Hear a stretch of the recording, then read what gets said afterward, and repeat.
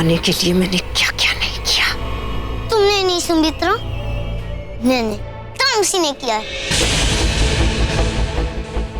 पर don't worry, जब भी ना तामसी से खेल के थक जाएगी ना, तभी मैं तुम्हें वापस कर दूंगी।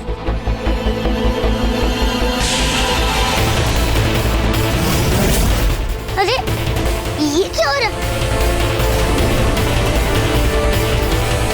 ओह, इसकी तो बैटरी लो हो गई है। Can you just shut up, bro? ला, दो मुझे। नहीं, ये मेरा है। सुमी,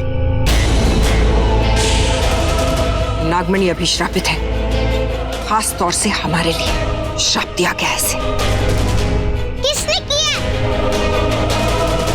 उस बीला ने? बिल्कुल नहीं, ये कोई कल की आई हुई नागरानी के लिए पॉसिबल ही नहीं है। ये उस बेला ने नहीं किया, ये तो परसों पुरानी किसी नागरानी का काम है। और मैं अच्छी तरह से जानती हूं कि वो कौन है।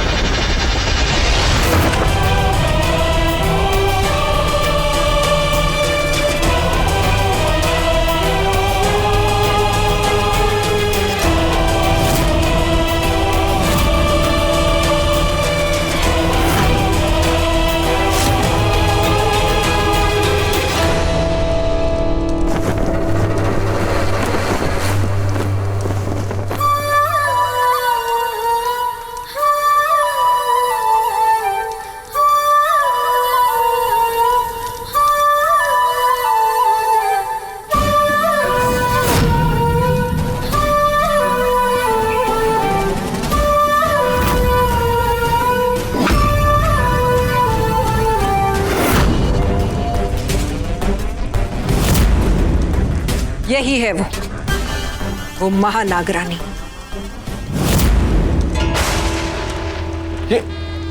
ये तो वो है। शिवन्या है ना ये? नहीं, ये शिवन्या की बेटी शिवांगी है। शिवांगी को बचाते बचाते तो शिवन्या ने अपनी जान का बलिदान दे दिया था।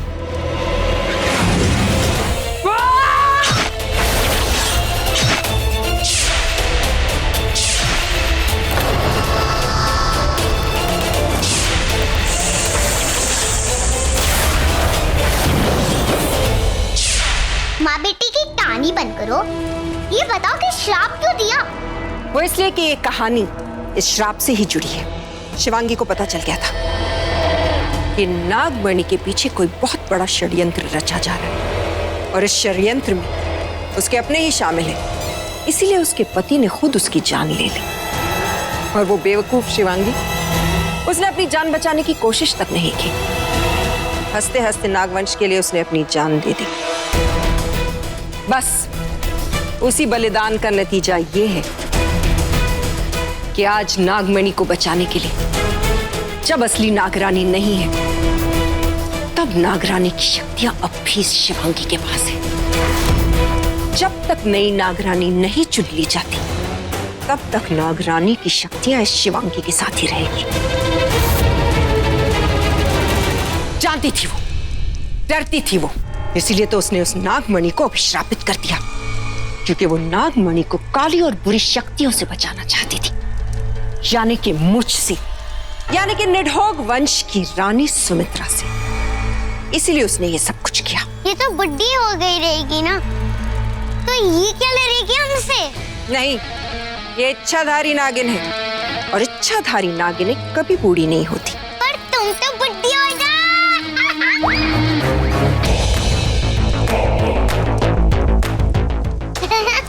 बूढ़ी होगी तेरी अम्मा। वो शेष नागवंशी थी और लेकिन मैं ये सब तुम्हें क्यों बता रही हूँ, पॉइंट वो नहीं है। पॉइंट ये है कि हम उस नागमणि का इस्तेमाल कर सकते अगर हमारे साथ असली नागरानी होती। तुम्हारे कहने का मतलब है कि सिर्फ वो बेला ही थी जो ये श्राप से बचा सकती है? जी, लेकिन उस बेला को तो इस तामसी ने नहीं, नागमणि को ठीक करो कैसे भी कर।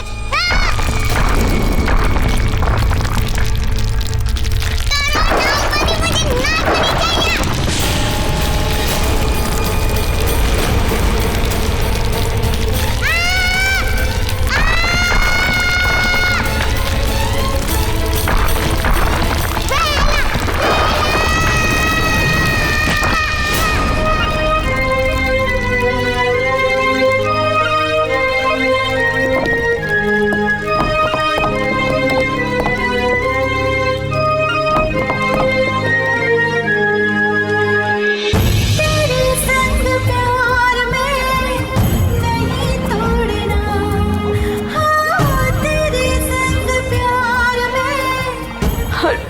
मैं आपकी रही। चाहे तेरे पीछे जग पड़े छोड़ना, तेरे संग प्यार में नहीं तोड़ना। हाँ, तेरे संग प्यार में नहीं तोड़ना। चाहे तेरे पीछे जग पड़े छोड़ना, तेरे संग प्यार में नहीं तोड़ना। हाँ, तेरे संग प्यार में नहीं तोड़ना।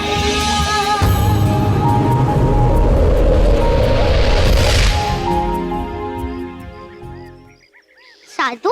कौन है ये साधु? अरे ऐसे मत पूछो, बहुत ज्ञानी है वो। उनको सिर्फ इस जन्म के बारे में नहीं, अगले जन्म के बारे में भी पता है। आ गई गुफा। साधु! ए साधु! ये लड़की तो मरवा के रहेगी, चलो इसके पीछे।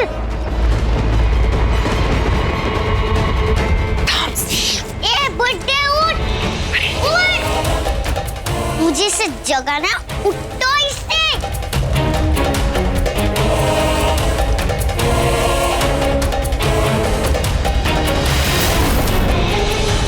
किसने की ये दुस्साहस?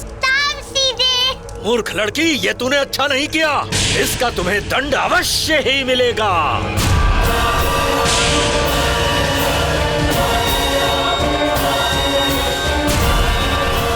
मैं तामसी बुड्ढे, मेरा दूसरा नाम अंतका।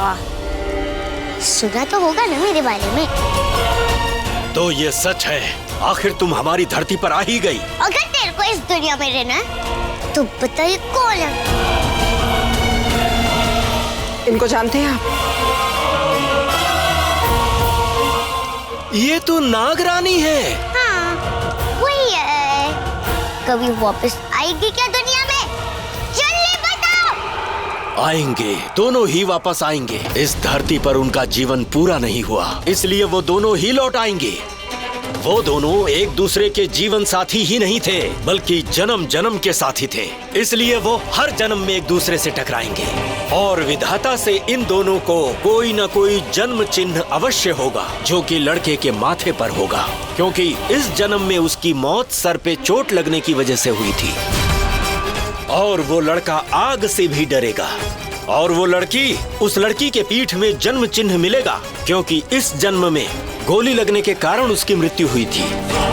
वो हर जन्म में एक दूसरे से टकराएंगे। कब होगा उनका जन्म और कहाँ? जो आज से ठीक 2 साल 9 महीने बाद जन्म लेगी। इस गुफा से बाहर निकलते ही दाहिने तरफ मुड़ जाना। तुम्हें वहाँ एक पहाड़ी दिखेगी और उसी पहाड़ी के करीब एक कुटिया में उसका जन्म होगा। अब तो तुम्हें सब कुछ बता दिया ना, अब तो यहाँ से जाओ।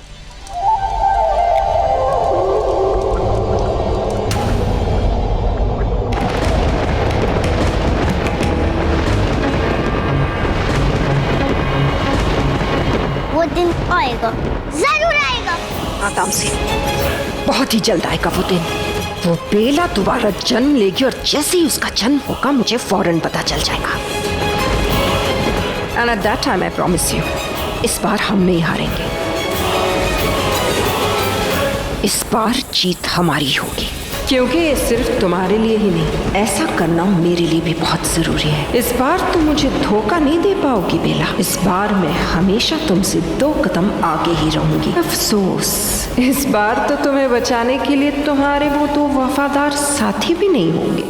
मैंने कहा था, मुझे लग ही रहा था कि बेला और मार के साथ कुछ बहुत बुरा होगा। शाखा घबराओ मत, हम तभी तो काल सिद्धि बाबा के पास आ रहे हैं। वो भविष्य देख सकते हैं, वो हमें बता पाएंगे कि बेला और माहिर है कहाँ।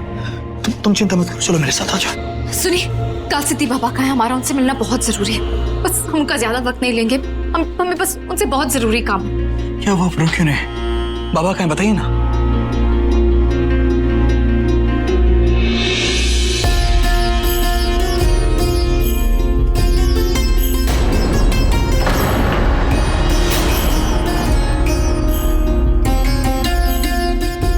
ये सब क्या हुआ यहाँ पे?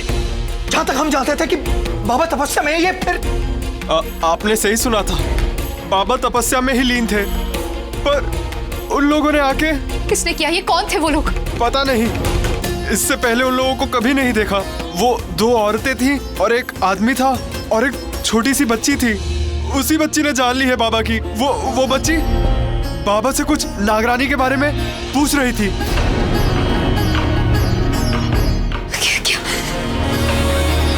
क्या कहा उसने बेला के बारे में? क्या बताया? मैं पूरी तरह सुन नहीं पाया, मैं बगल वाली गुफा में था। बस इतना सुना कि नागरानी का पुनर्जन्म होगा। क्या, कब, कहाँ, कैसे? कुछ तो बताया होगा, कुछ तो सुना होगा तुमने, बताओ ना। नहीं। विक्रांत, इसका मतलब है कि बेला वापस आएगी। हमारी बेला वापस आएगी।